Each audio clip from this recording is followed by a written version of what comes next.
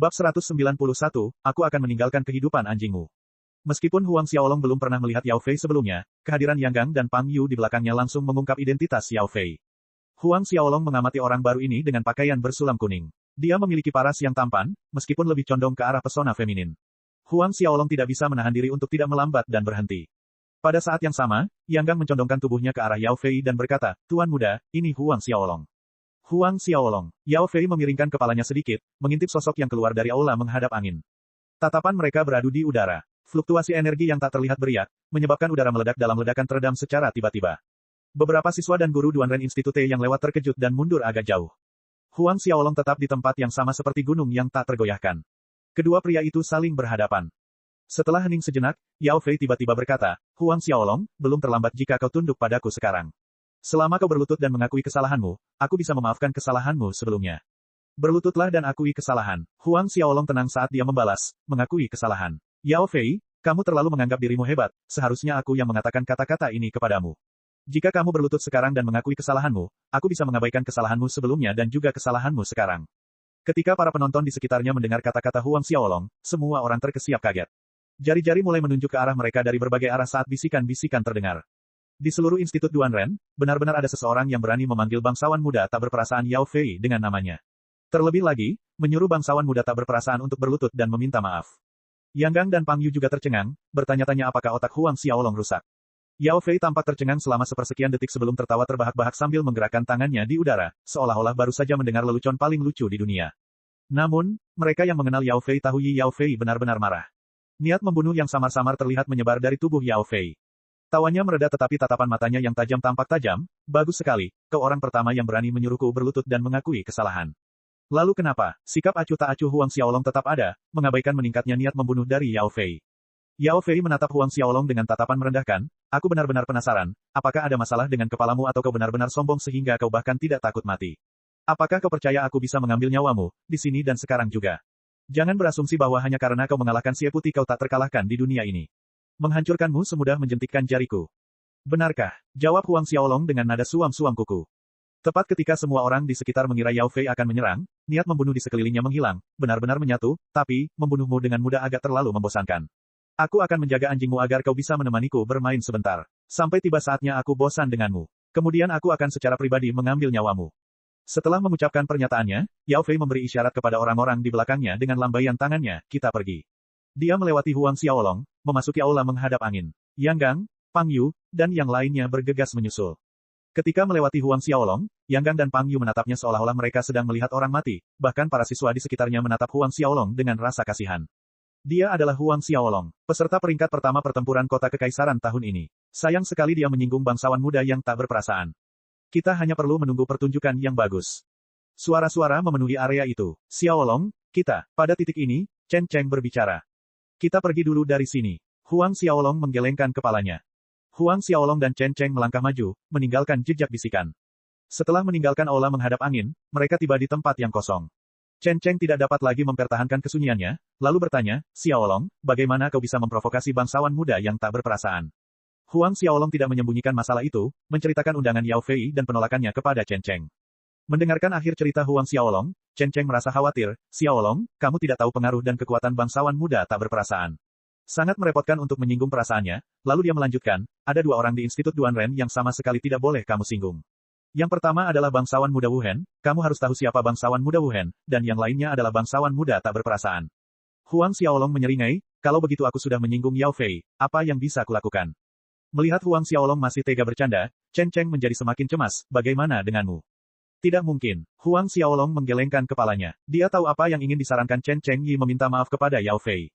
Chen Cheng ingin mengatakan lebih banyak, tetapi Huang Xiaolong menyela, "Semuanya akan baik-baik saja. Jangan khawatir." Dengan ini, Chen Cheng hanya bisa menyerah. Beranjak dari itu, Huang Xiaolong mengajukan banyak pertanyaan tentang Institut Duanren. Chen Cheng, yang masuk institut 8 tahun sebelum dia, tahu lebih banyak darinya. Menurut Chen Cheng, ada 5 bangsawan muda paling berpengaruh di Kekaisaran Duanren. Di antara mereka, 4 di antaranya Wuhan, Herles, Cherish Petal, dan Demon Sword semuanya adalah murid divisi dalam Institut Duanren. Keempatnya telah mengumpulkan kekuatan yang cukup besar dengan bangsawan muda Wuhan dan Herles memimpin di garis depan. Bangsawan muda Cherish Petal dan Demon Sword sedikit lebih lemah. Penjelasan Chen Cheng membantu Huang Xiaolong memahami pemisahan kekuasaan di Institut Duanren. Beberapa saat kemudian, Chen Cheng membawa Huang Xiaolong ke asrama mahasiswa baru. Akomodasi untuk mahasiswa di Institut Duanren adalah halaman. Ada 2 kamar di setiap halaman dan 2 mahasiswa berbagi halaman. Nomor halaman yang ditetapkan untuk Huang Xiaolong ada di area 98, halaman nomor 1. Namun, ketika Huang Xiaolong dan Chen Cheng memasuki halaman nomor 1 di area 98, seseorang terlihat berdiri di tengah tempat itu dengan punggungnya menghadap Huang Xiaolong dan Chen Cheng saat mereka masuk. Melihat punggung orang ini, Huang Xiaolong terkejut. Xie Putih. Xie Putih menoleh ke belakang dan tersenyum pada Huang Xiaolong. Huang Xiaolong. Sebuah pikiran terlintas di benak Huang Xiaolong dan dia berkata, jangan bilang kita berada di halaman yang sama. Benar sekali, Xie Putih tertawa. Kenapa? Apakah aku tidak diterima? Huang Xiaolong mendekat sambil tertawa keras. Selamat datang. Tentu saja, silakan. Kedua pria itu berpegangan tangan dan suara tawa terdengar di halaman.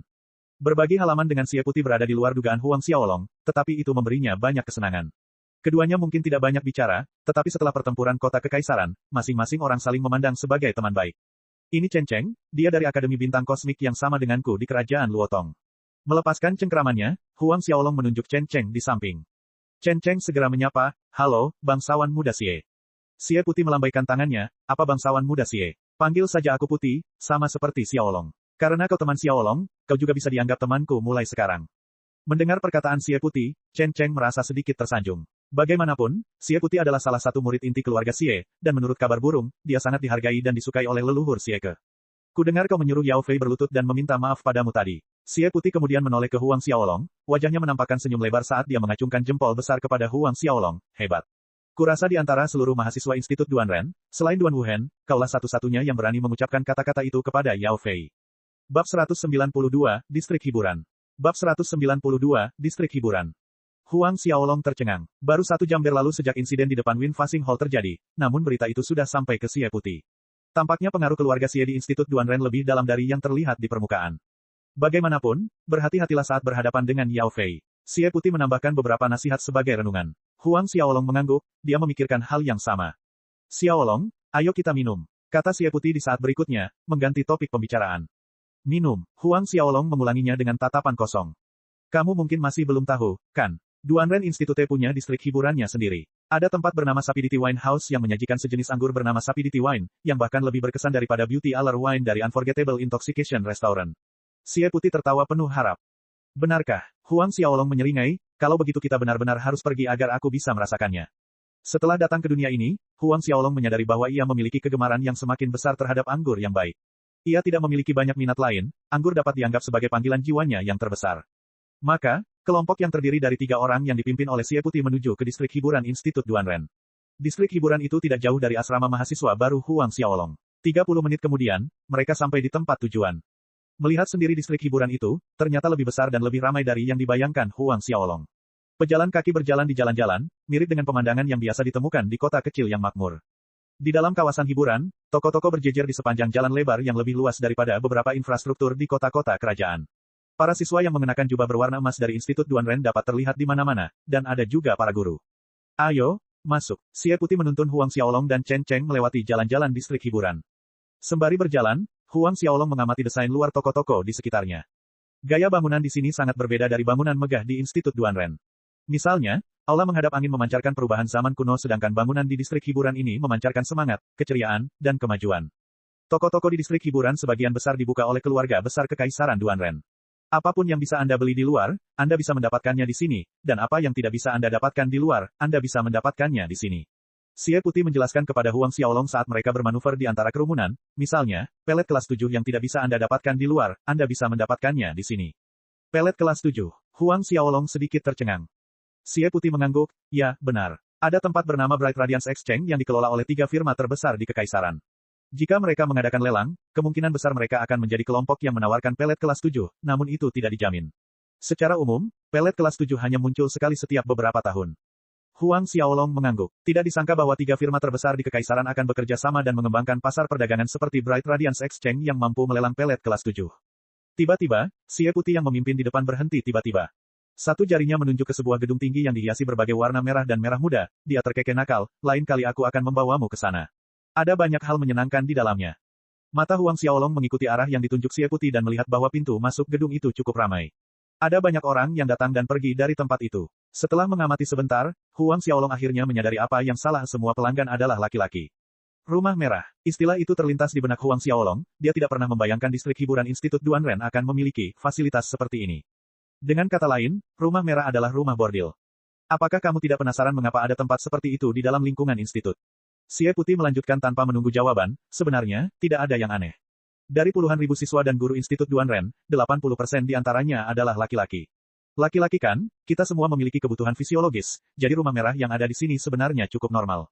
Selain itu diizinkan oleh Kaisar Duanren. Kaisar Duanren mengizinkannya. Huang Xiaolong menggelengkan kepalanya dalam hati. Ada banyak wanita cantik di rumah merah ini, dan masing-masing dari mereka adalah ahli dalam aspek itu. Pada titik ini, Xie Putih tiba-tiba menekan suaranya saat dia berbicara kepada Huang Xiaolong. Zhao Wuji itu adalah bos besar di balik rumah merah ini. Mata Huang Xiaolong terbelalak karena terkejut. Zhao Wuji. Kau tidak mungkin bisa menebaknya, kan? Canda Xie Putih. Memang, ini juga sesuatu yang tidak diharapkan Huang Xiaolong. Zhao Wuji sebenarnya adalah orang yang mengendalikan rumah merah di belakang layar. Apa hubungan Zhao Wuji dengan Yao Fei? Huang Xiaolong tiba-tiba bertanya. Xie Putih terdiam sejenak sebelum menjawab dengan suara serius. Di permukaan, tidak ada hubungan apapun di antara mereka selain keuntungan yang berhubungan dengan bisnis. Kekuatan di balik Zhao Wuji tidak lemah. Gelandangan kecil itu adalah mawar berduri, sama seperti Yao Fei. Keduanya bukanlah karakter yang baik. Jika kamu bertemu mereka, berhati-hatilah. Manfaat terkait bisnis. Huang Xiaolong mengangguk pada Xie Putih. Chen Cheng mengikuti dengan tenang di belakang mereka berdua, tanpa mengeluarkan suara apapun.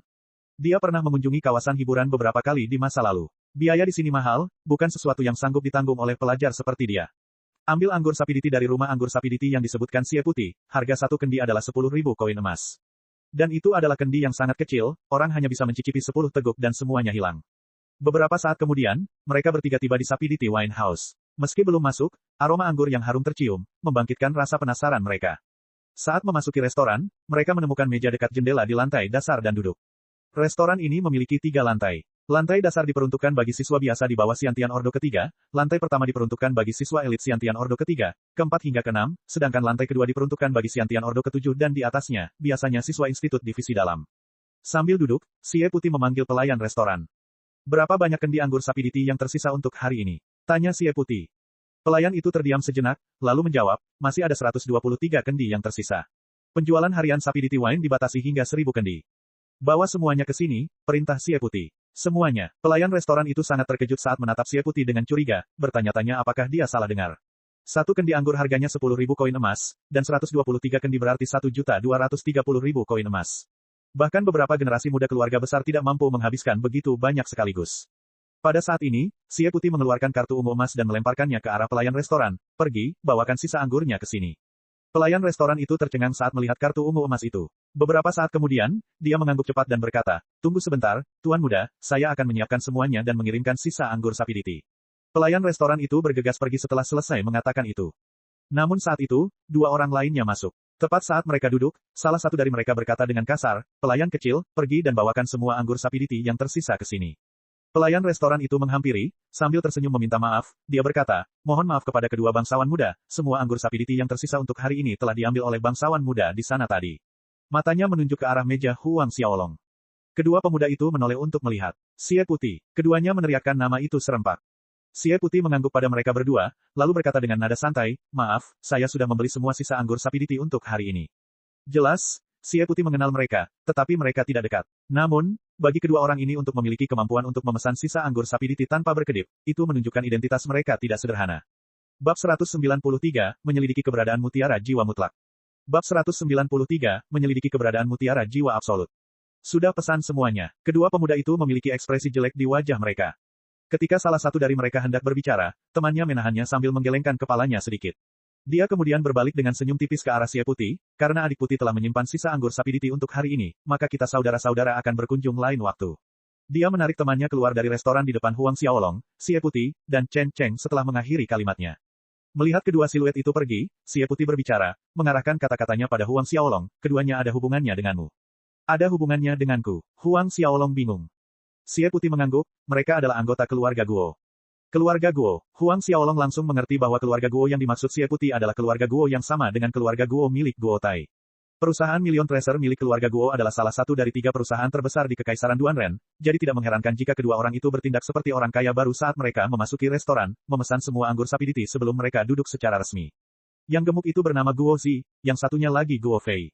Mereka bersaudara dan ayah mereka adalah Guo Siwen, kakak tertua Guo Siyuan. Dia juga merupakan penerus yang diakui sebagai patriark keluarga Guo. Xie Putih menambahkan. Huang Xiaolong mengangguk, ini berarti Guo Zi dan Guo Fei adalah sepupu tertua Guo Tai. Nanti, saat adik perempuannya menikah dengan keluarga Guo, dia akan memanggilnya paman tertua. Saat itu, pelayan restoran sudah mengirim sisa 100 kendi anggur ke meja mereka. Xie Putih tertawa, ayo, cicipi anggur sapi diti ini. Aku jamin setelah hari ini, kamu akan ingin datang ke sini setiap hari. Xie Putih membuka kendi dan memberikannya kepada Huang Xiaolong. Seketika, aroma anggur yang harum memenuhi udara. Huang Xiaolong mengambil kendi itu, mengendus pelan, dan menyesapnya. Rasa yang menggugah selera memenuhi mulutnya saat cairan itu meluncur ke tenggorokannya, begitu lembutnya sehingga dia sudah menikmati rasanya sebelum menghilang. Seperti yang dikatakan Xie Putih, anggur sapi diti ini jauh lebih baik daripada anggur Beauty Aller. Tidak lama kemudian, pelayan restoran kembali dengan beberapa lauk pauk lezat untuk meja Huang Xiaolong. Di Sapiditi Wine House, tamu yang membeli lebih dari 3 kendi anggur akan disuguhi hidangan lezat secara gratis. Suara dentingan gelas anggur terdengar terus-menerus dari meja Huang Xiaolong. Ketiganya menghabiskan hingga tetes terakhir dari 123 kendi anggur. Huang Xiaolong dan Xie Putih tidak terlalu memikirkannya. Namun, hati Chen Cheng berdarah karena kerusakan itu. 123 kendi anggur Sapiditi setara dengan 1.230.000 koin emas Meskipun keluarga Chen Cheng dianggap sebagai kekuatan besar di kerajaan Luotong, mereka tidak akan mampu mengumpulkan begitu banyak koin emas bahkan jika mereka telah menjual semua panci dan wajan di rumah besar mereka. Tidak lama kemudian, ketiganya meninggalkan restoran, kembali ke halaman asrama. Di tengah perjalanan, Chen Cheng berpisah dari mereka. Kembali ke halaman pertama area 98, Huang Xiaolong mengamati kamarnya dengan saksama untuk pertama kalinya. Kamar itu tidak besar, kira-kira sekitar 20 kaki persegi. Dekorasi kamar itu adalah tempat tidur giok dingin dan beberapa perabotan sederhana, seperti lemari dengan beberapa laci. Tempat tidur giok dingin, meskipun berkultivasi di atasnya dapat meningkatkan kecepatan pengumpulan energi spiritual, tempat tidur itu tidak lagi memiliki efek yang sama bagi Huang Xiaolong. Belum lagi tempat tidur giok dingin di dalam cincin asuranya jauh lebih baik daripada yang ini. Setelah berkeliling sebentar di kamarnya, Huang Xiaolong berpisah dari Xie Putih dan berjalan-jalan sendiri di sekitar Institut Duanren. Tentu saja dia akan mengingat tujuan terpentingnya saat mendaftar di Institut Duanren. Nomor 4 pada daftar harta karun surgawi, Mutiara Jiwa Mutlak. Untuk saat ini, ia memiliki nomor 9, Pagoda Harta Karun Linglong, dan nomor 6, Cincin Pengikat Dewa. Jika ia dapat memperoleh dan memurnikan Mutiara Jiwa Mutlak, kecepatan kultivasinya akan meningkat lagi. Ia perlu mempercepat kultivasinya untuk mencapai alam Sein sesegera mungkin. Menurut apa yang dikatakan Zhao Su, kakak seniornya Chen Tianqi mungkin telah menembus alam suci tingkat ke-6. Bahkan jika dia belum mencapai alam suci tingkat ke-6, paling tidak, dia berada di puncak alam suci tingkat ke-5. Huang Xiaolong berjalan-jalan di sekitar Institut Duanren selama 2 jam, tetapi pagoda harta karun Linglong dan cincin pengikat dewa di dalam tubuhnya tidak bereaksi. Saat itu langit di luar sudah gelap. Alih-alih kembali ke halaman asrama, Huang Xiaolong meninggalkan Institut Duanren, menuju Southern Hill Estate. Berjalan menuju aula utama, Huang Xiaolong mengirim pelayan untuk memanggil Zhao Su dan Fei Hou. Ketika keduanya tiba, Huang Xiaolong bertanya tentang kemajuan pemindahan Nine Tripod Commerce dan pengaturan para murid. Fei Hou berkata dia melihat halaman yang cocok, dan tidak jauh dari Southern Hill Estate. Murid-murid Nine Tripod Commerce yang direlokasi dapat ditempatkan di sana. Namun, masalah ini masih dalam tahap negosiasi dengan pemiliknya. Huang Xiaolong mengangguk. Ia menyuruh Fei Hou untuk terus mengawasi pergerakan Yao Fei, menceritakan apa yang terjadi di aula menghadap angin pagi ini kepada Fei Hou dan Zhao Su. Ia kemudian mengingatkan mereka untuk waspada terhadap Yao Fei. Mendengar ini, Zhao Su mendengus dengan jijik, hanya bocah kurus yang masih basah di belakang telinganya. Sungguh konyol, dia berani menyuruh penguasa untuk berlutut di hadapannya dan meminta maaf. Bukan hanya itu, tetapi juga untuk menyerah padanya di atas segalanya. Yang mulia, haruskah kita memberi Yao Fei pelajaran yang berharga? Tanya Fei Hou. Pelajaran yang tak terlupakan. Huang Xiaolong merenung, apakah Yao Fei masih mencari lelaki tua berpakaian hitam itu? Benar, Yang Mulia. Fei Hou membenarkan. Bagi siapapun yang datang untuk menyelidiki keberadaan orang itu, tangkap dan bunuh mereka di tempat. Huang Xiaolong menatap Zhao Su saat dia mengatakan ini. Orang-orang yang dikirim Yao Fei untuk menyelidiki keberadaan lelaki tua itu semuanya adalah ahli alam Xiantian tingkat tinggi. Tentu saja, Huang Xiaolong tidak keberatan memiliki bahan untuk memurnikan beberapa pelet kelas 7 lagi. Dia bisa memberikannya kepada orang tuanya, Huang Peng dan Su Yan, jika dia tidak menggunakannya untuk dirinya sendiri. Dibatasi oleh tingkat semangat bela diri mereka, kemungkinan mereka untuk berhasil menembus alam Xiantian nyaris nihil, tetapi menelan beberapa pelet tingkat 7 akan meningkatkan kondisi fisik dan menambah umur mereka. Baik, Yang Mulia, Zhao Su berdiri dan menanggapi perintah Huang Xiaolong dengan hormat. Beberapa saat kemudian, keduanya meninggalkan aula besar sedangkan Huang Xiaolong mengaktifkan cincin pengikat dewa dan memasuki medan perang kuno. Di medan perang kuno, Huang Xiaolong terus berupaya mengolah taktik Asura dan kitab metamorfosis tubuh secara bersamaan, lalu beralih berlatih telapak tangan pengikat dewa. God Binding Palem merupakan keterampilan pertempuran warisan dari God Binding Ring. Keterampilan ini sangat mendalam, menghubungkan hukum unsur waktu dan ruang. Setiap kali Huang Xiaolong berlatih, ia memperoleh pencerahan pada tingkat yang baru. 1 malam berlalu, dan pagi pun tiba. Huang Xiaolong meninggalkan medan perang kuno, meninggalkan Southern Hill Estate menuju Duanren Institute. Setelah tiba, Huang Xiaolong tidak mengikuti kelas dan lebih memilih berkeliling di sekitar area institut. Lahan Institut Duanren sangat luas, terbagi menjadi divisi dalam dan divisi luar. Untuk menjelajahi divisi luar saja, Huang Xiaolong membutuhkan waktu 8 hingga 10 hari. Institut Duanren dijalankan secara berbeda dari Akademi Bintang Kosmik. Di sini, tidak ada kelas wajib maupun pembedaan berdasarkan tahun. Setiap hari di aula tanpa batas, akan ada guru yang hadir untuk membimbing kultivasi siswa. Para siswa bebas menentukan kehadiran mereka. 10 hari berlalu dengan cepat. Huang Xiaolong telah menjelajahi setiap inci divisi luar namun pagoda harta karun Linglong dan cincin pengikat dewa di dalam tubuhnya tetap diam. Dengan kata lain, mutiara jiwa absolut tidak ditemukan dimanapun di dalam tanah divisi luar. Jika tidak berada di divisi luar, maka hanya bisa berada di lapangan divisi dalam. Huang Xiaolong mengerutkan kening sambil berspekulasi. Para siswa bebas keluar masuk di area divisi luar, tetapi di divisi dalam berbeda, hanya siswa divisi dalam yang boleh masuk. Bab 194, Teknik Membagi Tubuh. Sepertinya aku perlu menggunakan koneksi Duanren untuk memasuki divisi dalam. Huang Xiaolong berpikir dalam hati. Kaisar Duanren adalah pendiri Institut Duanren. Sebagai pendukung Institut Duanren, kewenangan sebesar ini seharusnya tidak menimbulkan masalah.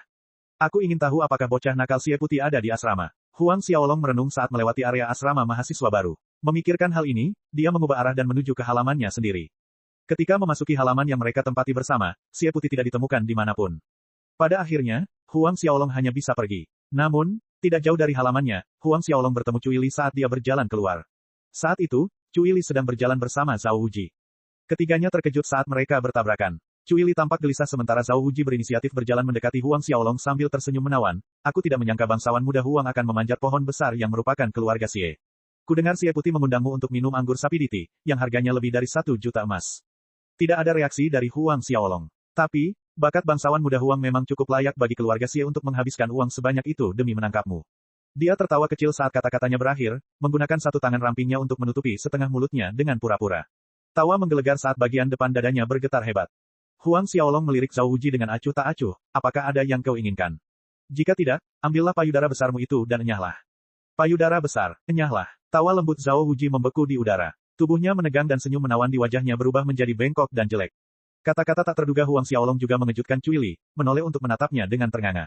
Tidak pernah dia membayangkan kekasaran seperti itu keluar dari bibir Huang Xiaolong, seseorang yang tampak begitu elegan dan berkelas. Wajah Zhao Wuji memerah seperti ditampar, dan ada kilatan tajam yang jelas di matanya.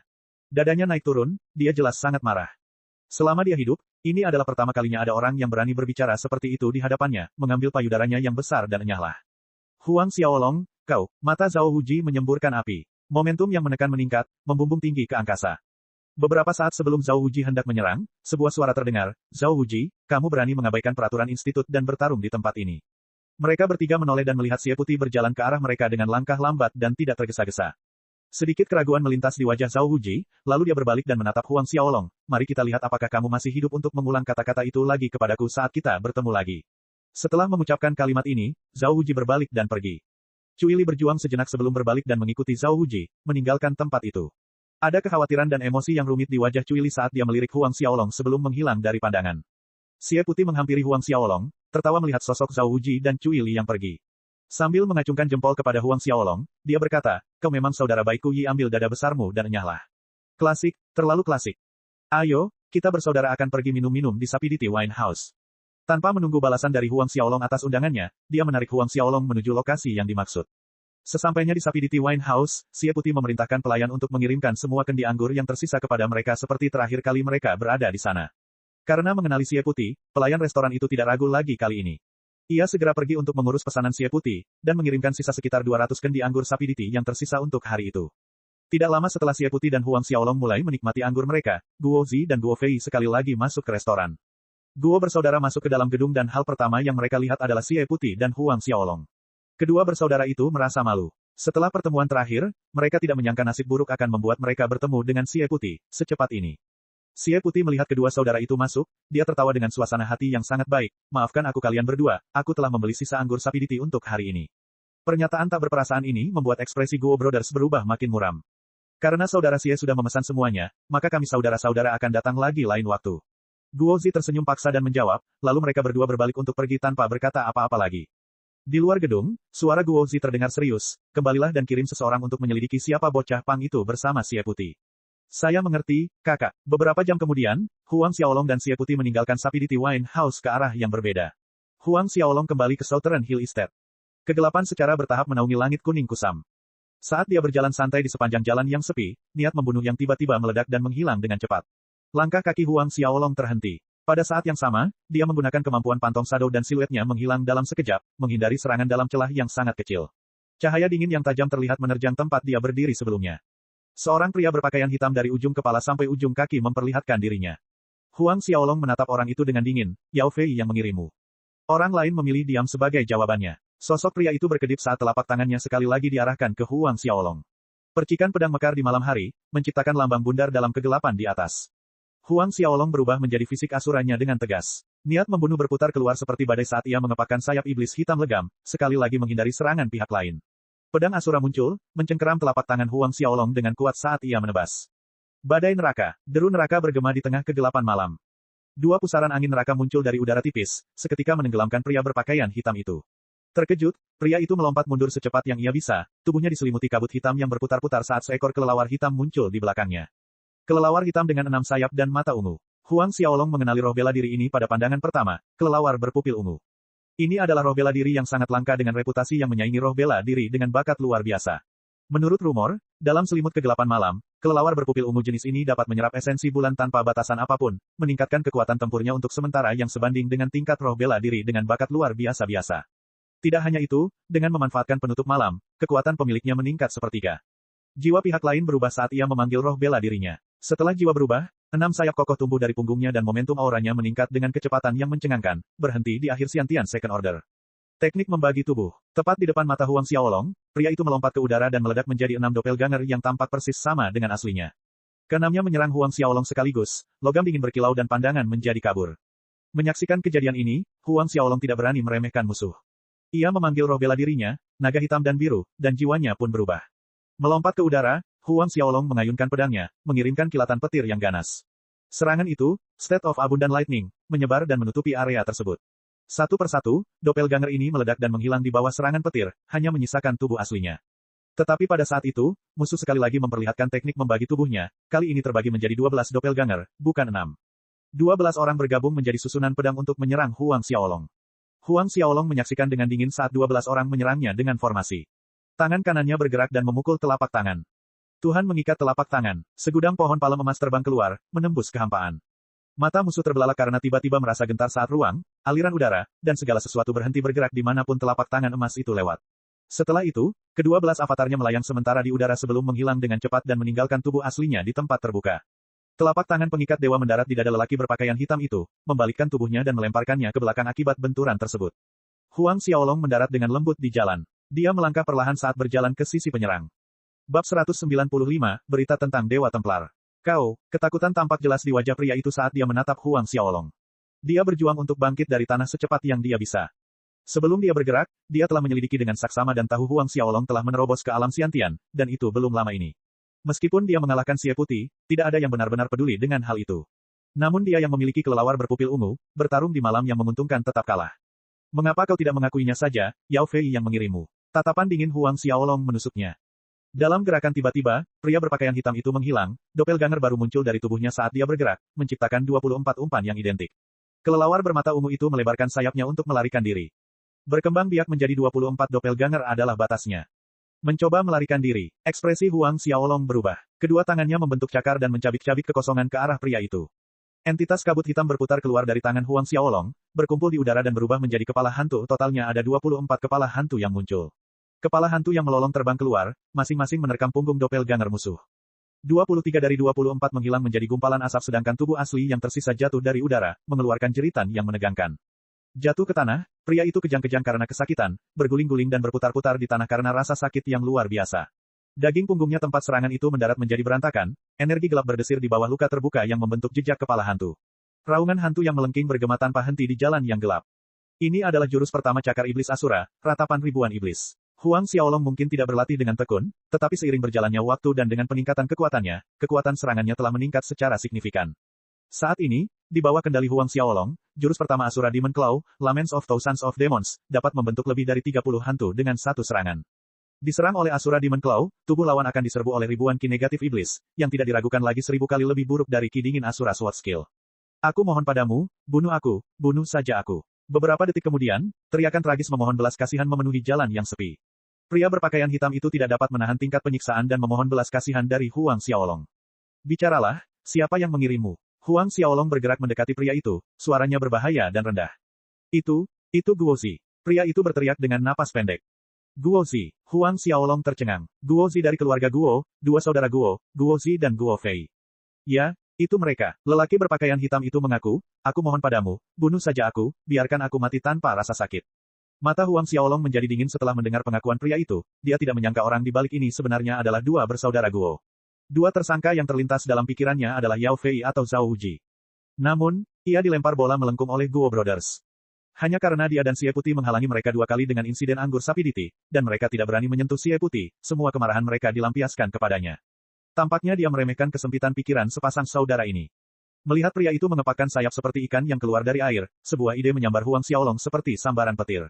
Dengan sebuah pikiran, dia memanggil pagoda harta karun Linglong dan memulai arai penghancuran yang menelan 1000 setan di dalam kuali 1000 binatang. Sebuah kekuatan hisap yang kuat langsung melilit pria itu dan menariknya ke dalam kuali 1000 binatang. Namun, Huang Xiaolong tidak langsung memurnikan pria itu. Sebaliknya, tubuhnya melesat pergi, meninggalkan area itu dan kembali ke perkebunan Southern Hill. Sekembalinya di Southern Hill Estate, Huang Xiaolong memanggil Fei Hou. Untuk menyempurnakan seorang ahli Xiantian tahap awal jauh lebih mudah, menggunakan Fei Hou dan ki tempurnya sudah cukup untuk tugas tersebut. Hanya butuh waktu 1 hari sebelum pria berpakaian hitam itu benar-benar disempurnakan. Namun, dengan kekuatan Xiantian Orde kedua miliknya, hasilnya hanya berupa pelet 5 tingkat menengah. Bagi Huang Xiaolong saat ini, pil 5 tingkat menengah sudah kehilangan khasiatnya. Ketika penyempurnaan selesai, Huang Xiaolong dan Fei Hou meninggalkan ruangan. Memasuki aula besar, mereka berdua duduk dan Fei Hou mengambil inisiatif untuk berbicara terlebih dahulu. Yang mulia, pria berpakaian hitam ini dikirim oleh Yao Fei. Huang Xiaolong menggelengkan kepalanya, itu adalah Guozi dan Guo Fei, dua bersaudara itu. Saudara Guozi dan Guo Fei. Sedikit kebingungan terlihat di mata Fei Hou. Oleh karena itu Huang Xiaolong secara singkat menjelaskan identitas Guozi dan Guo Fei dan menyebutkan masalah mengenai anggur sapiditi. Yang mulia, apakah Anda ingin kami? Fei Hou menyarankan dengan nada bertanya. Huang Xiaolong menggelengkan kepalanya dan melambaikan tangannya, berkata, apakah Yao Fei mengirim seseorang untuk menyelidiki petunjuk pria tua berpakaian hitam itu? Fei Hou tersenyum penuh hormat saat dia melapor pada Huang Xiaolong, aku hendak melapor pada penguasa bahwa penjaga kiri Zhao Su telah menangkap 1 orang kemarin lusa. Oh, Huang Xiaolong juga tertawa, di mana orangnya? Dia ditahan di ruang pengadilan sisi timur. Fei Hou kemudian menambahkan, aku akan membawanya ke sana sekarang. Huang Xiaolong mengangguk. Tak lama kemudian, Fei Hou terlihat menyeret seorang lelaki tua berwajah kurus dan berambut perak ke aula besar. Begitu lelaki tua berambut perak itu melihat Huang Xiaolong, dia berteriak, Huang Xiaolong, sebaiknya kau lepaskan aku sekarang juga. Kalau tidak, keluarga Yao akan memastikan kau mati tanpa mayat untuk dikuburkan. Huang Xiaolong tetap acuh tak acuh, oh benarkah? Tanpa peduli untuk menjawab, jari-jari Huang Xiaolong membentuk cakar. Jurus pertama cakar setan Asura menghantam tubuh lelaki tua berambut perak itu. Dampaknya melemparkannya keluar dari aula besar, tubuhnya jatuh ke tanah, jatuh sampai dia mencapai pintu aula besar. Kekuatan sebenarnya dari lelaki tua berambut perak ini berada di tingkat ke-9 Xiantian, tetapi sialnya, Laut Qi dan meridiannya disegel oleh Zhao Su. Di hadapan Huang Xiaolong, dia tidak ada bedanya dengan manusia biasa yang tidak bisa melawan. Sebelum seseorang sempat berkedip, energi 1000 hantu menyerbu tubuh lelaki tua berambut perak itu. Jeritan memilukan dan menyakitkan terdengar dari lelaki tua itu. Tidak butuh waktu lama baginya untuk mulai memohon belas kasihan Huang Xiaolong. Kau tidak apa-apa. Huang Xiaolong mendekati lelaki tua berambut perak itu, dan meyakinkan dengan suara dingin, jangan khawatir, keluarga Yao yang kau bicarakan akan segera terhapus dari kekaisaran Duanren. Begitu dia selesai mengatakan itu, Huang Xiaolong memanggil pagoda harta karun Linglong dan menyuruhnya menyedot lelaki tua berambut perak itu ke dalam. Zhao Su tidak berada di perkebunan Southern Hill saat ini. Ia melakukan perjalanan ke istana kekaisaran Duanren di pagi hari, jadi Huang Xiaolong harus menunggu Zhao Su kembali sebelum ia dapat menyempurnakan material baru. Sekitar tengah malam, Zhao Su kembali dari istana kekaisaran dan mulai memurnikan lelaki tua berambut perak itu bersama Huang Xiaolong. Akan tetapi, kali ini Huang Xiaolong tidak mengambil pelet tingkat 7 itu untuk dirinya sendiri dan menaruhnya ke dalam cincin Asura untuk disimpan dengan aman. Setelah berurusan dengan pria berambut perak itu, Huang Xiaolong berbicara dengan Zhao Su tentang memasuki divisi dalam Institut Duanren, mengarahkan Zhao Su untuk berbicara dengan Duanren tentang membuat pengaturan yang diperlukan. Jangan khawatir, Yang Mulia. Bawahan ini akan segera memberitahu monyet kecil tentang hal itu. Mendengarkan perkataan Huang Xiaolong, Zhao Su segera menjawab. Huang Xiaolong segera melambaikan tangannya, berkata, tidak perlu melakukannya sekarang. Kamu bisa bicara dengan Duanren besok atau lain kali saat kamu bertemu dengannya. Untuk mencari mutiara jiwa mutlak, 1 atau 2 hari kemudian tidak ada bedanya. Baik, Yang Mulia, Zhao Su menurut. Zhao Su, apakah kamu tahu kekuatan yang menyebut diri mereka sebagai Dewa Templar? Huang Xiaolong tiba-tiba mengajukan pertanyaan kepada Zhao Su. Sebenarnya Huang Xiaolong ingin bertanya tentang Dewa Templar misterius ini kepada Zhao Su jauh sebelumnya. Hao Tian dan Fei Hou tidak menyadari keberadaan mereka tetapi mungkin Zhao Su menyadarinya. Dewa Templar, Zhao Su menggelengkan kepalanya, belum pernah mendengarnya. Bahkan Zhao Su tidak tahu tentang itu. Huang Xiaolong mengerutkan kening. Sekali lagi, kemisteriusan Dewa Templar ini telah jauh melampaui prediksi Huang Xiaolong, sedemikian rupa sehingga bahkan Zhao Su tidak tahu apa-apa tentangnya. Karena penguasa ingin informasi tentang Dewa Templar, aku juga akan bertanya kepada monyet kecil tentang hal itu. Zhao Su menambahkan. Huang Xiaolong mengangguk setuju, ini adalah jalan yang harus ditempuh ketika tidak ada jalan lain. Hanya saja, setiap kali Zhao Su memanggil Kaisar Duanren dengan sebutan, monyet kecil, Huang Xiaolong merasa canggung. 2 hari setelah itu, Huang Xiaolong tidak meninggalkan Southern Hill Estate dan malah berkultivasi sendiri di sana. 2 hari kemudian, dini hari, Zhao Su datang melapor pada Huang Xiaolong, Yang Mulia, saya punya berita tentang Dewa Templar. Bab 196, Dunia Ilahi. Ada berita tentang Dewa Templar. Keterkejutan Huang Xiaolong langsung tertutupi oleh kegembiraan. Zhao Su menganggukkan kepalanya sambil berkata, menurut apa yang dikatakan Duan Ren, Dewa Templar ini baru muncul dalam 100 tahun terakhir atau lebih. Namun, mereka berperilaku misterius, bahkan Duan Ren tidak tahu di mana markas mereka. Yang dia tahu hanyalah bahwa guru Dewa Templar adalah seorang wanita dengan kekuatan yang tak terduga. Setiap 10 tahun, Dewa Templar memilih 10 murid di benua angin salju. Apa yang mereka klaim adalah, mereka yang dipilih menjadi murid Dewa Templar memiliki kesempatan untuk berkultivasi di dunia ilahi. Karena Huang Xiaolong tidak tahan mendengar julukan, monyet kecil, dia membuat Zhao Su mengubah caranya menyebut Kaisar Duan Ren. Apa, dunia ilahi? Huang Xiaolong sangat terkejut sehingga matanya melebar menjadi 2 bulan bundar. Apakah dunia ini memiliki dimensi lain yang disebut dunia ilahi? Dalam kehidupan sebelumnya di bumi, ada berbagai jenis dunia yang ditulis dalam novel fantasi, seperti alam abadi dan alam ilahi. Namun, itu semua hanyalah dongeng. Zhao Su mengangguk setuju, lalu menambahkan, sebenarnya, dunia roh bela diri tempat kita tinggal ini hanyalah dimensi tingkat rendah. Ada banyak dimensi kehidupan yang tingkatnya lebih tinggi daripada dunia roh bela diri, dan dunia ilahi adalah salah satunya. Namun, untuk pergi ke dunia ilahi, seseorang harus membuka terowongan ruang angkasa yang menghubungkan ke dunia ilahi. Aku tidak menyangka bahwa Dewa Templar ini benar-benar dapat membuka terowongan ruang angkasa seperti itu. Ekspresi Zhao Su menjadi serius saat dia melanjutkan, namun, untuk membuka terowongan ruang angkasa ke dunia ilahi bukanlah sesuatu yang berada dalam kemampuan rata-rata para ahli alam Sein. Bahkan untuk seorang ahli alam Sein tingkat akhir Ordo ke-10, itu masih merupakan upaya yang sangat besar. Kecuali beberapa ahli alam Sein tingkat akhir Ordo ke-10 bekerja sama, dan dengan bantuan susunan suci kuno, hanya dengan begitu akan ada kemungkinan untuk membuka terowongan ruang angkasa ke dunia ilahi. Selain itu, hanya seorang master alam dewa yang dapat melakukannya. Huang Xiaolong sangat terkejut setelah mendengar penjelasan Zhao Su. Dari sini, kekuatan Dewa Templar terlihat sangat jelas. Kapan Dewa Templar diharapkan mengadakan pemilihan murid berikutnya? Pada saat itu, Huang Xiaolong bertanya. Zhao Su terkejut tetapi kemudian bereaksi cepat. 6 tahun kemudian, tidak lebih dari 7 tahun. Dari apa yang dikatakan Duan Ren, salah satu syarat mereka untuk pemilihan murid adalah bahwa seseorang harus memiliki bakat bela diri yang luar biasa, dan syarat lainnya adalah bahwa kekuatan kandidat harus mencapai Xiantian Orde ke-10 dan di atasnya. Xiantian Ordo ke-10 dan seterusnya. Alis Huang Xiaolong berkerut dalam. Meskipun demikian, mustahil baginya untuk menembus ke Xiantian Ten Order dalam rentang waktu 6 tahun. Tanpa mengabaikan kemungkinan dia memperoleh Absolute Soul Pearl, secepat apapun kecepatan kultivasinya meningkat, itu masih jauh dari mencapai kondisi itu. Keinginan untuk masuk ke Deities Templar tentu saja bukan untuk berkultivasi, tetapi untuk Lilu. Mengesampingkan emosinya, Huang Xiaolong terus menanyakan informasi tentang Dewa Templar dari Zhao Su. Zhao Su menjawab satu persatu, namun, informasi yang ia peroleh dari Duan Ren tidak banyak. Oleh karena itu, apa yang dapat Zhao Su jawab untuk Huang Xiaolong juga terbatas. Beberapa saat kemudian, Zhao Su mundur. Kegelapan perlahan menyelimuti langit dengan warna hitam pekat. Malam ini adalah malam tanpa bulan, langit di atas tampak seperti lautan kegelapan yang tak terduga. Huang Xiaolong berdiri di luar halaman rumahnya, menatap kekosongan yang gelap ini. Bayangan Lilu berkelebat satu demi satu dalam benaknya, lesung pipit yang indah di pipinya saat ia tertawa, manis dan cantik. Mata besar itu menyimpan pesona yang memikat sehingga membuat orang tidak bisa berpaling. 3 tahun telah berlalu sejak penjelasan Huang Min tentang Lilu yang dibawa pergi oleh wanita cantik itu. Selama 3 tahun ini, setiap kali ia beristirahat dari kultivasinya di waktu malam yang paling dalam, ia akan memikirkan Lilu. 3 tahun telah berlalu, namun wajah Lilu tidak memudar di dalam jurang waktu. Sebaliknya, penampilannya semakin jelas dalam benaknya. Baru sekarang ia akhirnya menyadari bahwa Lilu telah tertanam dalam hatinya. Lilu, Huang Xiaolong mengucapkan namanya dengan lembut. Rasa sakit yang tiba-tiba menyentak hatinya. Dia seharusnya tidak membiarkan wanita Dewa Templar itu membawa Lilu pergi tahun itu. Meskipun begitu, dia tidak bisa menghentikannya tidak peduli seberapa besar keinginannya.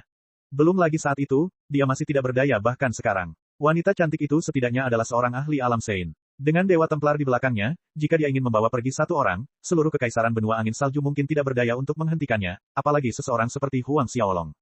Kekuatan. Pada akhirnya, kekuasaan dan kekuatan menentukan segalanya. Tekanan Asura yang meningkat meledak dari tubuh Huang Xiaolong, aura pembantaian memenuhi halaman di malam tanpa bulan. Pada saat berikutnya, sebuah cahaya terang berkedip dan sebuah tanda emas muncul di telapak tangannya. Token emas ini diberikan kepada Zhao Su oleh Duan Ren. Dengan ini, Huang Xiaolong bebas masuk dan keluar dari kompleks divisi dalam Institut Duan Ren. Mutiara jiwa mutlak. Apapun rintangan yang menghalangi jalannya, ia harus menemukan mutiara jiwa absolut, meminjam kekuatan dari ketiga harta surgawi ini untuk mempercepat kecepatan dan kekuatan kultivasinya. Pagi tiba dengan sinar mentari yang cemerlang bersinar membelai kulit dan memberikan kehangatan. Huang Xiaolong melangkah keluar dari Southern Hill Estate dan menuju ke arah Institut Duan Ren. Sesampainya di Institut Duan Ren, Huang Xiaolong berjalan lurus menuju area divisi dalam. Area divisi dalam berbeda dengan divisi luar karena ada penjaga di pintu masuk. Saat Huang Xiaolong ingin masuk, pasukan penjaga dengan cepat menghalangi jalannya. Pasukan pengawal itu terdiri dari 11 pengawal dan dipimpin di garis depan oleh seorang ahli yang tampak seperti pria parubaya berusia 40-an dengan janggut kambing. Pria parubaya berjanggut itu mengamati Huang Xiaolong dengan tatapan dingin. Pang kecil, sebagai mahasiswa divisi luar institut, apakah kamu tidak tahu bahwa mahasiswa divisi luar tidak diizinkan memasuki area divisi dalam? Pelanggar akan dihukum dengan 10 tebasan pisau. 10 tebasan pisau, artinya orang yang masuk tanpa izin ke area pemisah dalam akan dihukum dengan 10 sayatan pisau.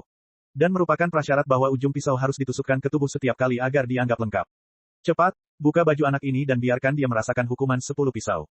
Pria parubaya berjanggut itu menoleh ke belakang dan memberi perintah kepada salah satu penjaga. Ya, Kapten Yang. Saat penjaga itu hendak melangkah keluar, Huang Xiaolong mengangkat salah satu lengannya, memperlihatkan sebuah token emas yang berkilau. Tindakan Huang Xiaolong menghalangi pandangan penjaga itu sepenuhnya, menyebabkan dia terhuyung mundur. Para penjaga lainnya tercengang saat mereka menatap token emas di tangan Huang Xiaolong. Token emas Kaisar Agung. Ini adalah token emas Kaisar Agung, tidak salah lagi. Lelaki parubaya berjanggut itu pun tercengang ketika ia menatap dengan linglung ke arah token emas mengilap itu. Salam kepada tuan pembawa token emas. Sebelum dia bisa sadar kembali, pengawal lainnya telah berlutut memberi hormat. Terlepas dari siapapun orangnya, melihat orang yang memegang token emas, semua orang harus berlutut memberi hormat dan disebut sebagai tuan pembawa token emas. Aturan ini ditetapkan oleh Duan Ren sendiri. Terbangun dari lamunannya, lelaki setengah baya berjanggut itu segera berlutut, salam kepada tuan pembawa token emas. Huang Xiaolong mengangguk dan perlahan melangkah ke divisi dalam. Namun, ketika dia melewati pria parubaya berjanggut itu, dia berkata, jenggotmu tumbuh dengan baik, Kapten Yang satu. Cocok dengan namamu. Pria parubaya berjanggut itu tertegun sejenak sebelum ekspresi wajahnya berubah jelek dan canggung, tidak berani membantah Huang Xiaolong sementara bawahannya tertawa diam-diam di belakangnya. Baru setelah sosok Huang Xiaolong menghilang dari pandangan, para penjaga itu berdiri. Mata pria parubaya berjanggut itu berkilauan dengan ketajaman sedingin es saat dia menatap punggung pemuda itu, Huang Xiaolong. Dia berada di lapangan Duan Ren, menyaksikan pertempuran kota kekaisaran, jadi tidak mengherankan jika dia bisa mengenali Huang Xiaolong. Setengah jam kemudian, lelaki parubaya berjanggut itu muncul di dalam sebuah halaman yang terpencil. Kau yakin itu Huang Xiaolong? Yao Fei berdiri membelakangi pria parubaya berjanggut itu dan bertanya. Ya, bangsawan muda tak berperasaan. Aku jamin itu adalah Huang Xiaolong. Pria parubaya berjanggut itu menjawab dengan hormat. Mata Yao Fei memancarkan dingin yang menusuk, token emas di tangannya. Bagaimana dia bisa memiliki token emas Duan Ren? Mungkin Duan Wuhen menggunakannya untuk menarik perhatian bocah kecil ini, sehingga memberikan token emas miliknya kepadanya. Hanya ada 2 token emas di seluruh kekaisaran Duan Ren. Satu berada di tangan Duan Ren, sementara yang lain dipegang oleh Duan Wuhen. Kau melakukannya dengan baik, pergilah dan dapatkan 2 pil penguat jiwa dari aula tanpa hati. Kata Yao Fei sambil melambaikan tangannya. Penguatan jiwa dan 5 roh dan tingkat menengah. Yang ini berterima kasih pada bangsawan muda tak berperasaan. Pria parubaya berjanggut itu sangat gembira. Setelah mengucapkan terima kasih, dia berbalik dan pergi. Catatan, Kapten Yang Duizhang dan janggut kambing Yang Su memiliki karakter yang sama. Sebuah plesetan dari nama dan penampilannya. Bab 197, Lilu muncul. Setelah pria parubaya berjanggut itu pergi, Yao Fei bergumam pada dirinya sendiri, apa yang diharapkan bajingan itu dengan memasuki area divisi dalam. Namun, untuk menarik bajingan kecil ini, Wuhen sebenarnya bersedia menggunakan token emasnya. Dia benar-benar sangat mementingkannya. Aku juga mendengar anak ini telah berhubungan baik dengan Xie Putih. Tapi Huang Xiaolong, apakah menurutmu dengan terikat bersama Duan Wuhen dan keluarga Xie, aku tidak berani membunuhmu. Aku akan memastikan kau mengerti akibat mengerikan dari menyinggung perasaanku, Yao Fei. Yao Fei berkata dengan dingin, kata-katanya bergema di seluruh halaman. Setiap kali teringat kejadian di depan Win Fasing Hall saat Huang Xiaolong menyuruhnya berlutut dan mengakui kesalahan di depan umum, Yao Fei kesulitan mengendalikan hasrat membunuhnya yang membumbung tinggi. Huang Xiaolong. Kilatan di mata Yao Fei bagaikan bilah pisau yang tajam. Pada saat ini Huang Xiaolong yang sedang berkeliaran di area divisi dalam, berjalan di depan sebuah pagoda. Pagoda itu tingginya mencapai 100 zang dan terbagi menjadi beberapa tingkat yang berbeda, yang berputar ke atas dari bawah dalam bentuk bola. Gambar-gambar aneh dilukis di permukaan setiap dinding di setiap tingkat. Ada manusia, binatang, gunung, laut, dan beberapa tanaman yang tampak aneh. Melihat pagoda ini, cahaya keakraban bersinar di mata Huang Xiaolong. Dilihat dari bentuknya, pagoda di depannya sangat mirip dengan pagoda harta karun Linglong. Tiba-tiba terdengar suara di belakangnya, ini adalah pagoda keterampilan pertempuran. Kaisar Duan Ren membuatnya untuk meniru pagoda harta karun Linglong. Di dalamnya terdapat arai pengumpul roh. Mengolah ki pertempuran di dalamnya sangat bermanfaat.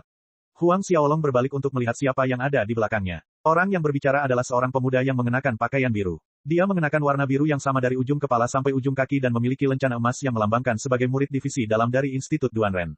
Dia tampaknya berusia sekitar 27 hingga 28 tahun. Dibuat untuk meniru pagoda harta karun Linglong. Tidak heran penampilannya sangat mirip dengan pagoda harta karun Linglong. Namaku Liu Jianyu. Pemuda berjubah biru itu tersenyum dan memperkenalkan dirinya. Huang Xiaolong. Huang Xiaolong membalas. Kau Huang Xiaolong yang itu. Yang memiliki jiwa bela diri naga kembar yang luar biasa, Huang Xiaolong. Liu Jianyu tidak dapat menyembunyikan keterkejutannya mendengar nama Huang Xiaolong. Jadi, kau adalah Huang Xiaolong. Liu Jianyu terkekeh, tampak sangat senang saat tangannya terulur ke arah Huang Xiaolong saat dia mendekat. Aku ingin mengenal juara pertempuran kota kekaisaran tahun ini, yang dipuji sebagai jenius mengerikan paling berbakat di kekaisaran Duanren sejak berdirinya, bangsawan muda naga ilahi. Bangsawan muda naga ilahi. Huang Xiaolong bingung. Dia juga mengulurkan tangannya untuk menggenggam tangan yang lain. Sambil berjabat tangan, keduanya melepaskan genggaman tangan mereka. Liu Jianyu menjelaskan, kurasa kau tidak tahu. Sekarang, orang-orang sudah menyamakanmu dengan Wu Hen, Herles, dan 5 bangsawan muda lainnya, memanggilmu bangsawan muda naga ilahi. Sekarang, kekaisaran Duanren tidak lagi memiliki 5 bangsawan muda, melainkan 6. 6 bangsawan muda. Huang Xiaolong menggelengkan kepalanya dengan masam. Ia tidak menyangka akan diberi julukan bangsawan muda naga ilahi dan menjadi bagian dari 6 bangsawan muda kekaisaran Duanren ini. Tapi, kamu bukan murid divisi dalam, tapi masih berhasil masuk. Tanya Liu Jianyu.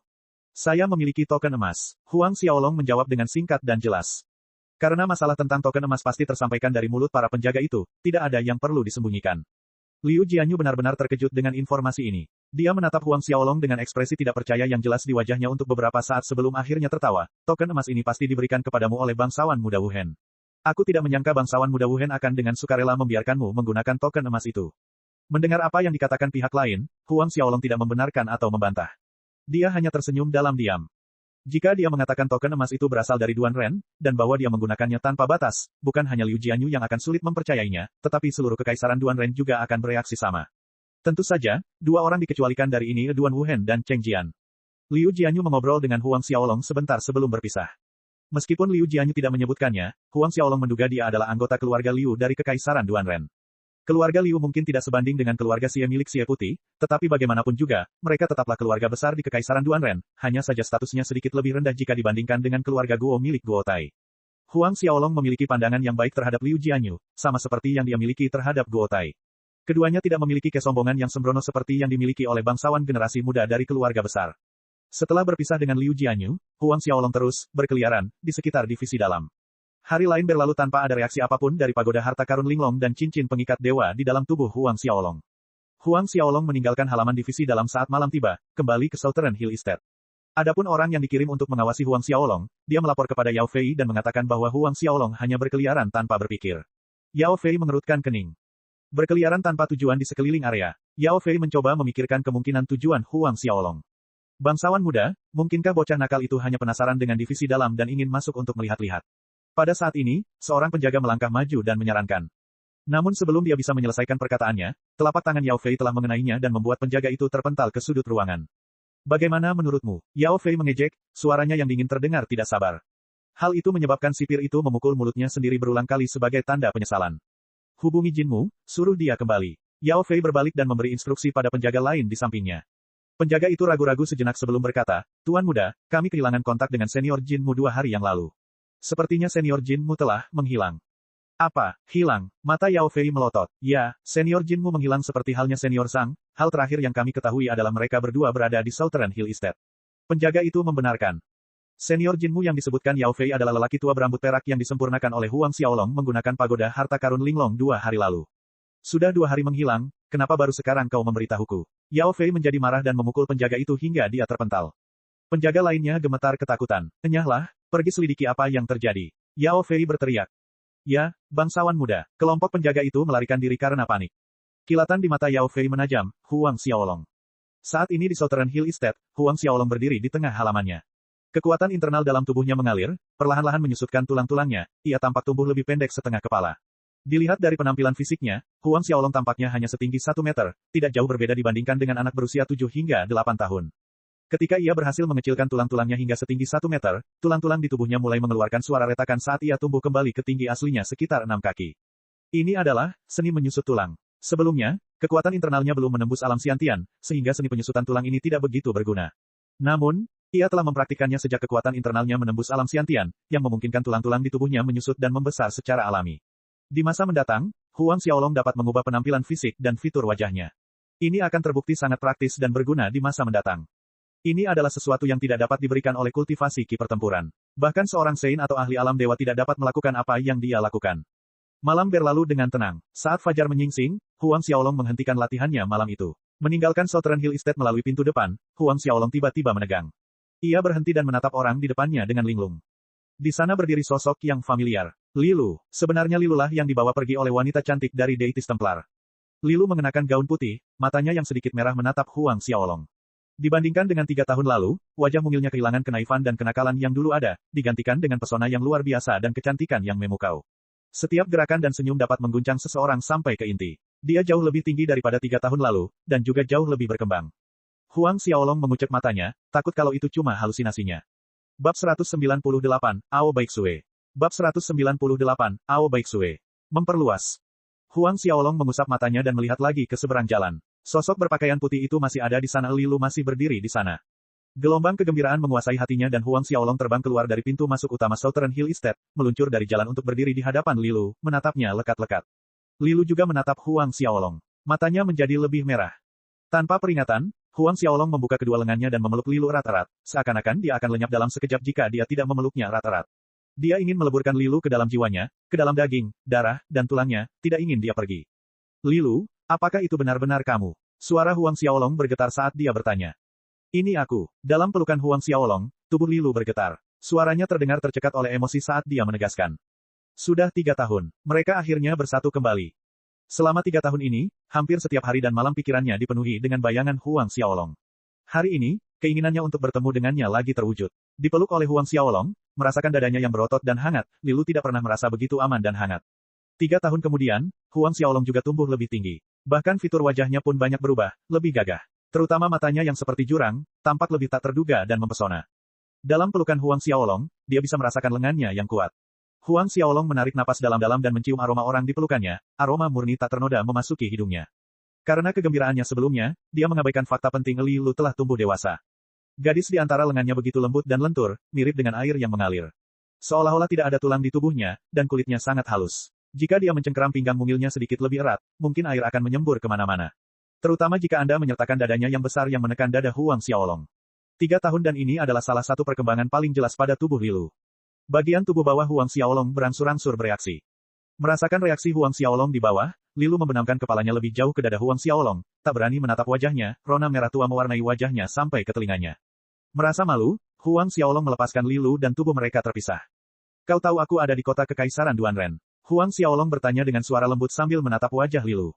Mungkin karena reaksi fisik Huang Xiaolong, kemerahan di wajah Lilu belum surut. Karena itu, dia hanya mengangguk malu-malu sebagai jawaban. Lalu, kali ini kamu. Suara Huang Xiaolong melemah. Lilu mengangkat kepalanya, menatap Huang Xiaolong, aku berhasil mencapai tingkat Xiantian, jadi guru mengizinkanku pergi dan membalas dendam. Namun, ada bagian terakhir yang tidak disebutkannya, setelah membalas dendam, dia harus kembali ke Deitis Templar. Huang Xiaolong mengangguk, menerobos Xiantian. Dengan semangat bela diri pedang kembar Lilu, dia pasti mampu membalas dendam darah keluarganya. Setelah itu, kau akan kembali ke kuil dewa. Huang Xiaolong melanjutkan, suaranya berubah dan terdengar muram. Meskipun Lilu tidak mengatakannya dengan lantang, bagaimana mungkin dia tidak mengetahuinya. Lilu gemetar mendengar kata-katanya. Menatap Huang Xiaolong, matanya kembali memerah, mengangguk pelan sebagai jawabannya. Dia berhasil menemukan pelaku pemusnahan keluarga Li tahun itu. Setelah menyelesaikan masalah itu, dia menyempatkan diri untuk menemui Huang Xiaolong. Hanya untuk melihatnya sekilas. Bisakah kau pergi besok? Huang Xiaolong mencoba. Rasa sakit tiba-tiba menjalar di hatinya. Mendengar suaranya yang memohon, air mata menggenang di mata Lilu. Namun saat ini, suara dengungan dingin terdengar dari kehampaan di atas. Kedengarannya seperti dengungan tetapi Huang Xiaolong merasa seolah-olah dia menerima pukulan yang kuat. Tubuhnya bergetar, merasakan beratnya gunung menghantamnya. Tubuh Huang Xiaolong membungkuk terbalik saat dia terbang kembali, menyemburkan seteguk darah saat dia mendarat. Xiaolong, wajah Lilu langsung berubah pucat pasi saat dia berteriak. Ketika dia ingin bergegas ke sisi Huang Xiaolong, seorang pemuda yang tampak lembut dan anggun berpakaian serba putih muncul dari kehampaan. Dengan sedikit rentangan lengannya, dia telah menghalangi jalan Lilu. Pemuda berpakaian putih itu memiliki tanda emas di tengah alisnya, pupil matanya berwarna biru mencolok yang memancarkan pesona eksotis dan jahat. Pemuda itu memandang Huang Xiaolong dengan merendahkan setelah menghalangi Lilu, bocah Xiantian Orde pertama yang hina. Apakah menurutmu kau memenuhi syarat untuk bersama Suster Junior Lilu? Bocah berandal, jika kau berani menyentuh sehelai rambut pun pada Suster Junior Lilu, aku akan membuatmu berharap kau mati. Untuk menunjukkan kehebatannya, pemuda itu mengarahkan jarinya ke arah pintu utama Southern Hill Estate di seberang kehampaan. Seketika, sebuah lubang raksasa terbuka. Kekuatan satu jari itu melubangi pintu-pintu itu, menembus Southern Hill Estate, menciptakan lubang hitam di angkasa. Kekuatan satu jari menembus ruang. Ini adalah kekuatan Saint Realm. Hanya seorang Master Saint Realm yang mampu melakukan ini. Huang Xiaolong bangkit dari tanah. Matanya mengandung dingin yang membekukan dan dia menatap tajam ke arah pemuda itu, seorang ahli alam Saint. Pemuda itu sedikit tercengang melihat ketenangan Huang Xiaolong setelah mengetahui bahwa dia adalah seorang Master Saint Realm. Suaranya yang aku terdengar, benar sekali, aku adalah seorang ahli Saint Realm. Jika aku ingin membunuhmu, aku bahkan tidak perlu mengangkat satu jari pun, satu tatapan saja dapat memusnahkanmu menjadi ketiadaan.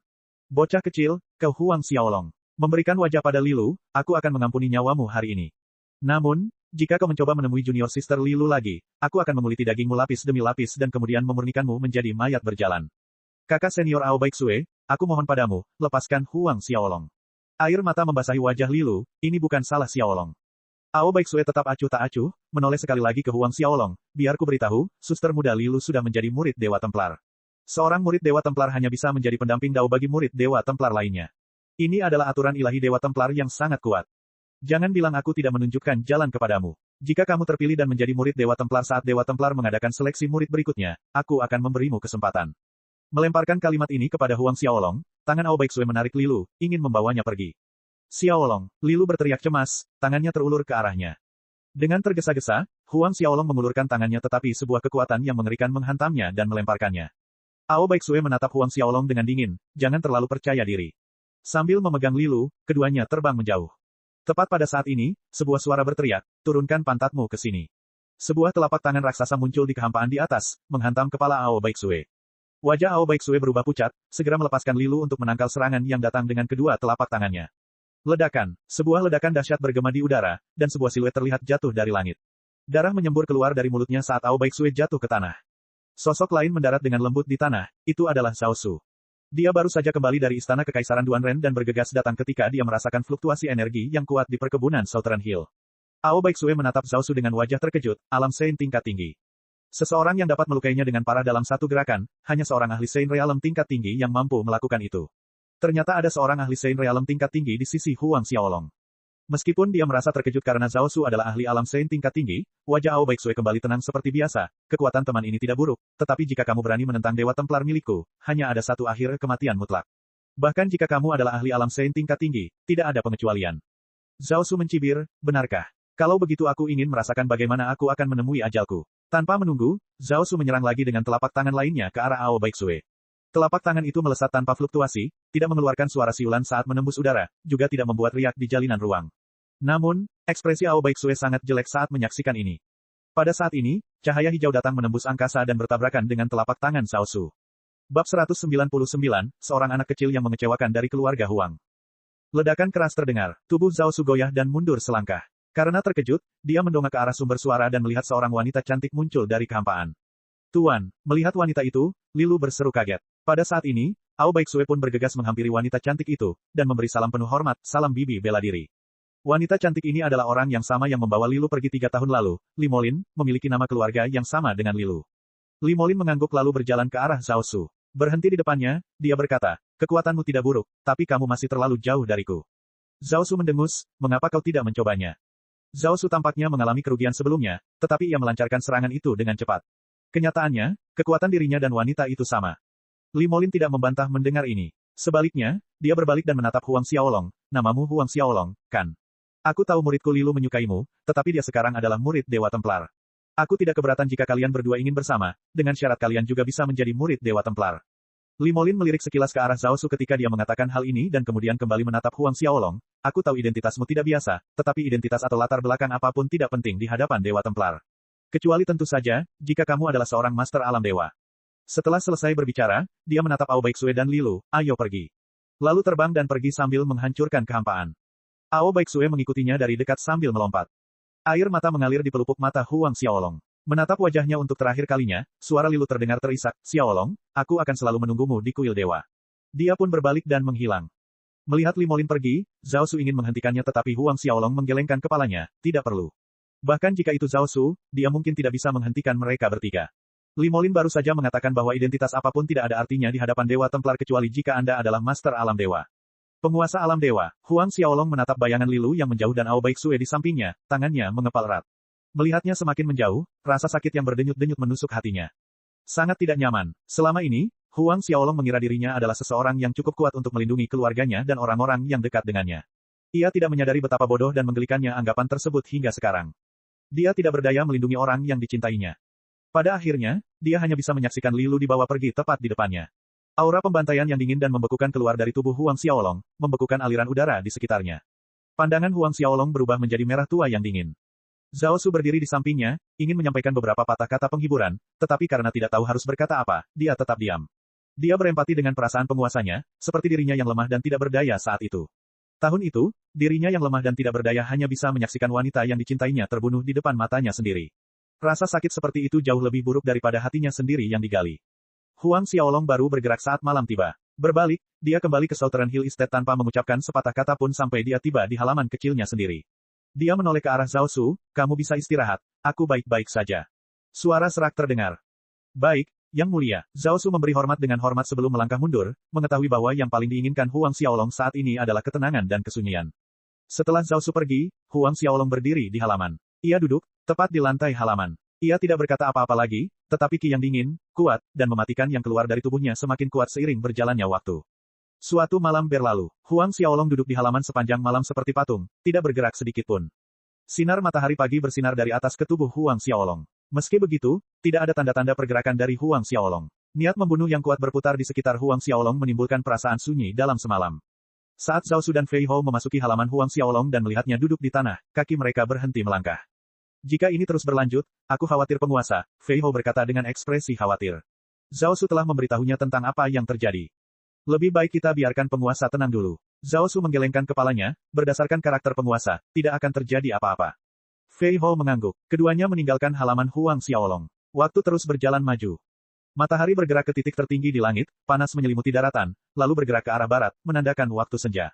Sekali lagi, langit menggelap dalam senja yang sunyi dan sepi. Pada hari ketiga, matahari kembali menyinari daratan dengan sinar matahari yang hangat. Begitu saja, Huang Xiaolong duduk di lantai halaman, tidak bergerak selama 3 hari 3 malam. 3 kali sehari, Zhao Su dan Fei Hou akan melakukan perjalanan ke halaman Huang Xiaolong. 3 hari 3 malam kemudian, Huang Xiaolong yang tadinya tidak menunjukkan tanda-tanda kehidupan tiba-tiba bergerak. Niat membunuh yang menyesakkan dan suasana sunyi di sekitarnya selama beberapa hari terakhir hancur seperti balok es, menghilang bersama angin. Huang Xiaolong berdiri dan berjalan keluar dari halamannya seolah semuanya telah kembali normal. Zhao Su dan Fei Hou sedang berjalan menuju halaman Huang Xiaolong, tetapi mereka terkejut ketika melihat Huang Xiaolong keluar. Helaian rambut abu-abu menutupi pelipis Huang Xiaolong. Yang Mulia, kau, seru keduanya keras-keras. Aku baik-baik saja, terdengar suara Huang Xiaolong yang menenangkan. Baik Zhao Su maupun Fei Hou ingin berkata lebih banyak lagi, tetapi melihat sikap Huang Xiaolong, mereka menelan kata-kata itu di ujung lidah mereka.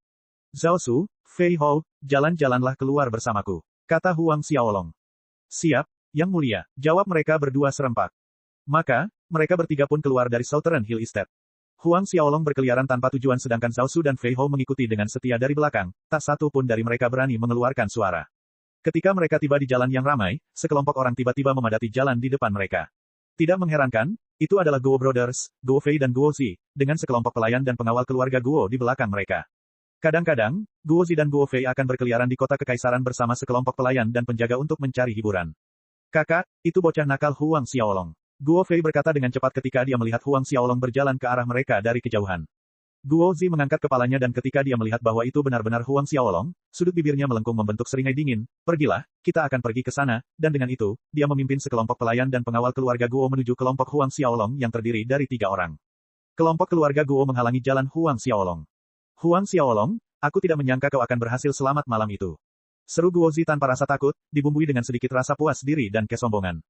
Hari itu, setelah meninggalkan rumah anggur Sapiditi, mereka menyelidiki identitas Huang Xiaolong, dan kemudian mengirim seseorang untuk membunuhnya.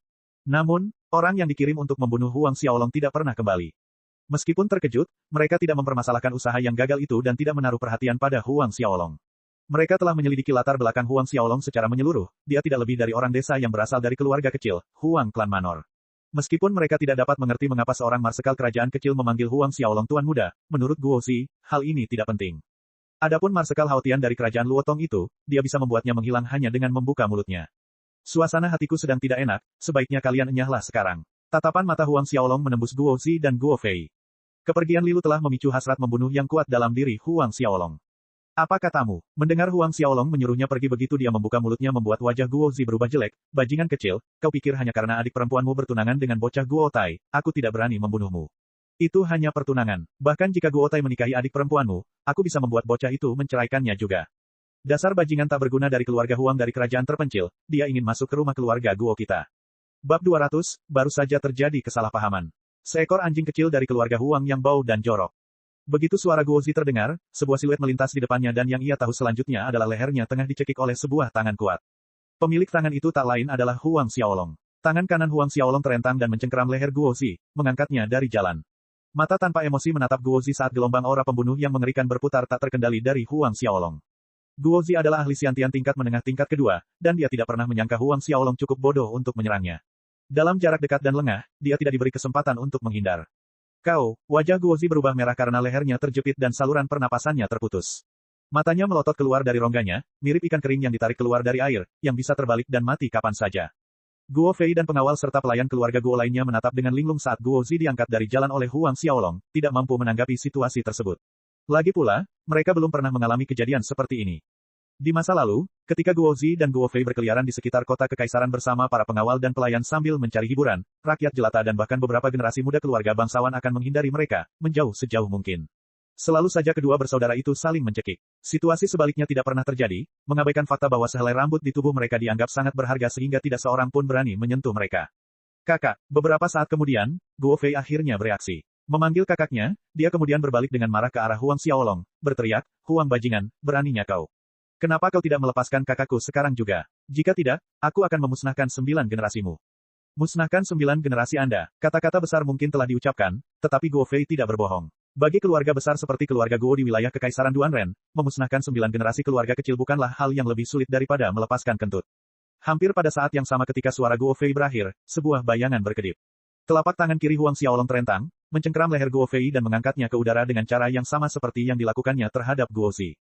Seperti Guo Zi, leher dan wajah Guo Fei berubah menjadi merah marun dalam waktu kurang dari sedetik dengan mata melotot hampir keluar dari rongganya. Kewalahan dan takut, lengan dan kaki Guo Fei berayun liar, ia ingin berbicara tetapi kata-katanya tersangkut di tenggorokannya. Tidak ada kata-kata logis yang bisa diucapkannya. Para pengawal dan pelayan keluarga Guo melihat Huang Xiaolong memegang Guo Zi dan Guo Fei di masing-masing tangan, lalu mengangkatnya ke udara. Mereka semua tercengang, lalu marah, tetapi pada saat yang sama takut Huang Xiaolong akan menyakiti tuan muda mereka, jadi tidak ada yang berani melakukan tindakan berani. Pada akhirnya, para penjaga itu meneriakkan hujan ancaman kosong kepada Huang Xiaolong. Bocah kecil, tahukah kau siapa tuan muda kita? Jika kau tahu apa yang baik untukmu, segera bebaskan mereka. Jika sehelai rambut dari tuan muda kita terluka, bersiaplah untuk mati tanpa tempat pemakaman. Para penjaga berteriak-teriak dan mengancam, mereka hanya bisa mengulang-ulang beberapa kalimat yang sama. Sementara para pengawal dan pelayan keluarga Guo berteriak mengancam dengan penuh semangat, tatapan Huang Xiaolong menajam seperti bilah pedang suci yang memotong mereka. Hanya dengan sekali lirikan, para antek keluarga Guo meringkuk ketakutan, yang secara efektif membungkam mereka.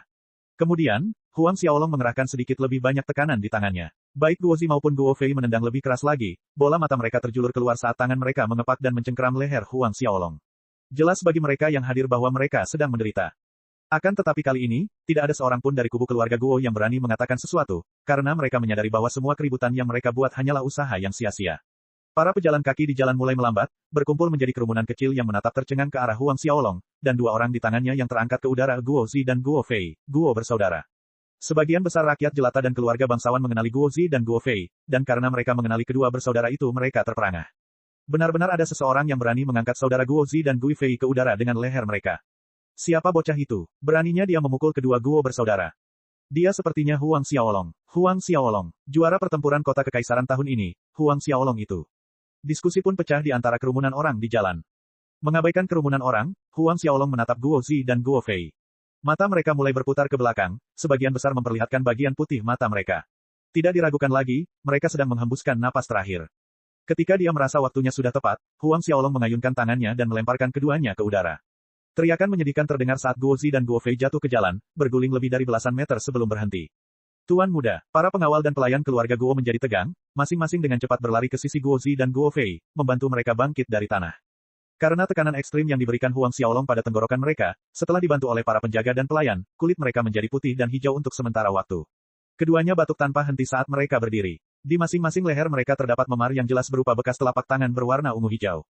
Demi Guo Tai, aku tidak akan membunuhmu hari ini, jadi enyahlah. Huang Xiaolong melotot ke arah mereka, suaranya yang dingin yang membuat bulu kuduk meremang terdengar di jalan. Dan apa yang dikatakan Huang Xiaolong adalah kebenaran. Jika bukan karena fakta bahwa dia akan melihat wajah Guo Tai sebagai calon saudara iparnya, dia akan menghapusnya tanpa ragu di sini dan sekarang. Namun, kata-kata Huang Xiaolong di telinga Guo Zi dan Guo Fei merupakan penghinaan bagi mereka, penghinaan yang tak termaafkan. Mereka benar-benar dipermalukan. Sambil mengusap memar di leher mereka, mata mereka melotot tajam ke arah Huang Xiaolong. Bunuh dia, bunuh anjing sialan ini untukku. Ketika tenggorokannya sedikit lega, Guo Zi meraung sambil menunjuk Huang Xiaolong, mirip dengan anjing gila. Aku tidak peduli siapa yang melakukannya, asalkan kau membunuh Huang Xiaolong, kau akan diberi hadiah 10 juta emas. Guo Fei mengikuti sambil meneriakkan hadiahnya. Saat kata-kata Guo Fei diucapkan, orang-orang di jalan tampak tercengang. Beberapa pejalan kaki tergoda, bunuh Huang Xiaolong, dan Anda akan mendapatkan 10 juta emas. Bagi kekuatan dan keluarga yang lebih kecil, 10 juta emas merupakan kekayaan yang sangat besar. Pada titik ini, para pengawal dan pelayan keluarga Guo telah mengarahkan senjata mereka ke arah Huang Xiaolong dan menyerangnya. Melihat sekelompok orang ini datang menyerangnya, Huang Xiaolong mencibir. Ketika para penjaga keluarga Guo ini tiba di Huang Xiaolong dan ingin menyerang, Zhao Su dan Fei Hou bergerak. Fei Hou melompat dan dalam sekejap, sungai perak yang berkilauan muncul di udara. Berputar di udara, energi ki pertempuran yang sangat besar mengalir keluar, menghalangi para penjaga dan pelayan keluarga Guo. Zhao Su berdiri di tempatnya, mengangkat lengannya dan memukul telapak tangan. Kerumunan orang menyaksikan para pengawal dan pelayan keluarga Guo terlempar seperti dihantam gelombang pasang yang dahsyat, memuntahkan darah dalam jumlah banyak. Dalam sepersekian detik, seluruh jalan menjadi sunyi senyap. Dia menarik napas dalam-dalam saat perhatian beralih ke Zhao Su yang berdiri di belakang Huang Xiaolong. Sebagian besar pengawal keluarga Guo ini adalah ahli Xiantian. Sudah pasti bahwa sebagian besar dari mereka hanyalah ahli Xiantian Orde pertama dan kedua, tetapi mereka telah mengordinasikan serangan gabungan. Meskipun demikian, mereka dikalahkan oleh pria parubaya yang berdiri di belakang Huang Xiaolong, terlempar hanya dengan satu telapak tangan, tidak ada pengecualian. Para ahli sebelumnya yang tergoda menerima hadiah 10 juta emas dari Guo Fei berkeringat dingin di dahi mereka, angin dingin bertiup di punggung mereka. Guo Zi dan Guo Fei sama terkejutnya seperti yang lainnya. Ketidakpercayaan yang tak terlukiskan menutupi wajah mereka saat mereka mengamati jalan yang dipenuhi oleh para penjaga dan pelayan yang keluar bersama mereka. Raut wajah Huang Xiaolong semakin dingin saat tatapannya jatuh pada kedua bersaudara itu. Kakinya terangkat, dan selangkah demi selangkah, dia berjalan menuju Guo Zi dan Guo Fei. Baru pada saat inilah kenyataan menghantam mereka. Melihat Huang Xiaolong mendekat, ketakutan memenuhi mereka, menyebabkan mereka mundur tanpa sadar. Xiaolong, bro Xiaolong, ini salah paham. Tadi itu hanya salah paham. Guo Zi memaksakan senyum jelek di wajahnya, melambaikan tangannya dengan penuh penekanan. Getaran dalam suaranya terdengar jelas. Ya, benar, salah paham. Kami tidak bermaksud begitu. Guo Fei pun memaksakan diri untuk tersenyum ramah, hanya saja ekspresi wajahnya terlihat lebih buruk daripada menangis. Cek. Rakan-rakan kultivator sekalian, sebelum retret, sila terus berkultivasi untuk jurus subscribe, like, share dan komentar agar sekte novel Sadim terus berkembang pesat.